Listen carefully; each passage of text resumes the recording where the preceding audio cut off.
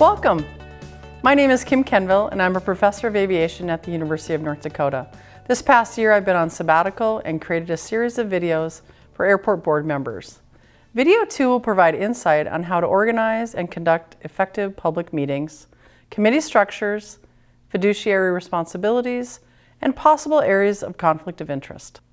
This project is being undertaken as a professional development endeavor on behalf of the University of North Dakota in conjunction with the North Dakota Aeronautics Commission. Therefore, many examples used throughout this training may be specifically directed to airport board members in North Dakota. As described in ACRP Report 58, airports are charged with adhering to fundamental democratic principles of governance. These principles enable policymakers to effectively discharge their fiduciary duties and maintain public trust, and ensure that both individual actions and decisions made as a whole are always ethical and conform to both criminal and civil law. In this video, we're going to talk about board member expectations and meeting etiquette, which will include the code of ethics, fiduciary duties, and conflict of interest. We're going to visit about meetings, parliamentary procedure, agendas, minutes, open meetings, and the possibility of going into a closed or executive session. A code of ethics or conduct is developed to govern personal conduct, deliberations, and actions. Many boards use policies and procedures to conduct business at their meetings and to remain accountable and transparent. When individuals agree to serve as board members, they take on fiduciary responsibilities that statutory and common law require. Specifically, they must comply with 3 fiduciary duties: care, obedience, and loyalty. The duty of care is to handle business of the organization with the care an ordinary and prudent person would use.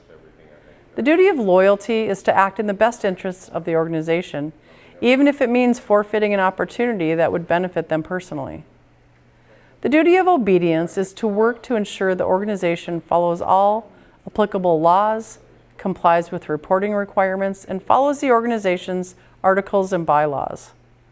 A conflict of interest occurs when the entity or individual becomes unreliable because of a clash between personal or self-serving interests and professional duties and responsibilities.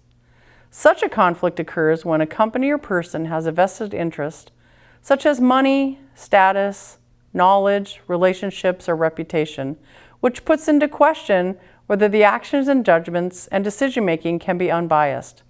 Examples of these would be self-dealing, gift issuance, confidential information for personal gain, or favorable workplace gain. Board members may want to review their exposure to liability with board legal counsel to determine if directors' and officers' insurance is necessary. This protects any actual or alleged act or omission, error, misstatement, misleading statement, neglect, or breach of duty by an insured person in the discharge of his or her duties. It also covers personnel issues including discrimination, wrongful termination, harassment, failure to provide services, and/or mismanaging assets. Board members may be covered by the 1997 Volunteer Protection Act. This act's purpose is to promote the interests of social service program beneficiaries and taxpayers alike, while also serving to sustain the availability of social service programs, nonprofit organizations, and government entities that depend on volunteers. The Volunteer Protection Act specifically provides certain protections from liability that may arise from volunteers serving nonprofit organizations and governmental entities. Board meetings. It's important that all meetings are open to the public and on a regular schedule to determine the frequency and location for public input and transparency and accountability.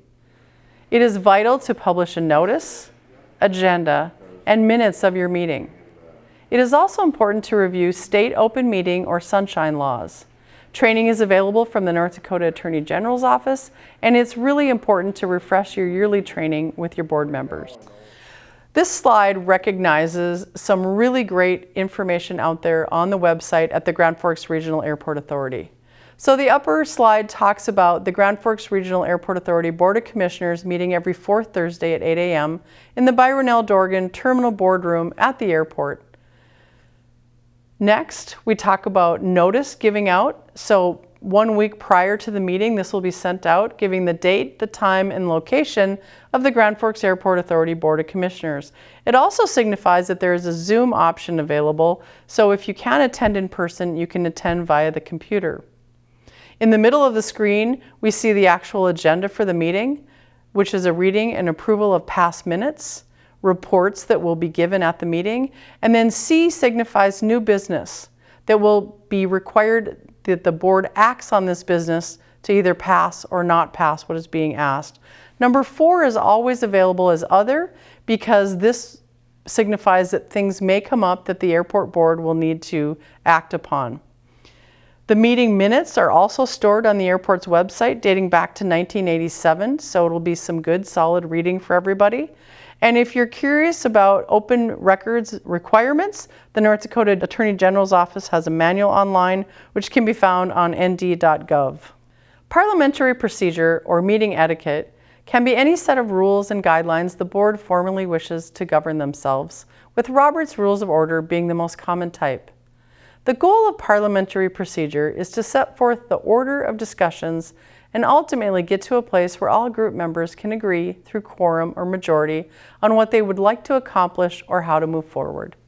By using an established set of rules and guidelines, members of the group can reach a consensus in a respectful, collegial manner. There are 4 types of motions in Robert's Rules of Order. Main motion, followed by a second, which would then have board discussion, subsidiary motions, incidental motions, or renewal motions. To initiate a closed meeting or executive session, the meeting notice must include a reference to the executive session and provide the legal authority for closing the meeting. Before the governing body may close the portion of this meeting, it must first be convened in a properly noticed open meeting. Next, it must announce the legal authority to close the meeting and the topics to be considered during the closed portion of the meeting. Unless the law requires a closed meeting, the governing body must vote on whether to close the meeting. Any executive session must be tape recorded. Decisive action on topics considered in executive session must be taken during the open portion of the meeting. All substantive votes must be recorded by roll call.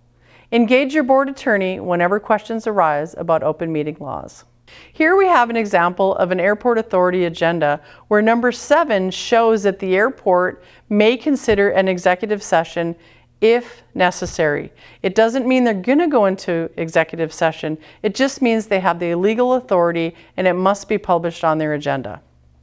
In summary, we discussed board member expectations, board member protections, notice of meetings, open meeting laws. We talked about meeting etiquette and using Robert's Rules of Orders, and then the possibility of the board going into closed or executive session. Thanks for watching, and you make it a great day.